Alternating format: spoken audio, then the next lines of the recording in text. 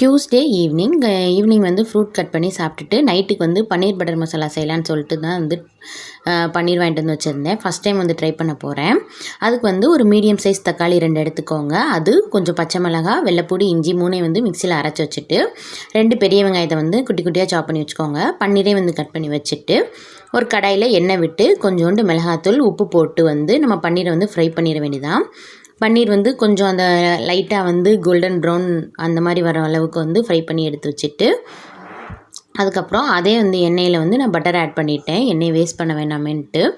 அதில் கொஞ்சம் பட்டை, கொஞ்சம் சோம்பு ஆட் பண்ணி நல்லா பொரிஞ்சதுமே வந்து நம்ம கட் பண்ணி வச்சுருக்க பெரிய வெங்காயத்தை வந்து ஆட் பண்ணிட வேண்டியதான். வெங்காயம் வந்து நல்லா வதங்கணும். அதுக்கப்புறம் கருவேப்பிலை போட மறந்துட்டேன், அதான் அடுத்து போட்டிருக்கேன்.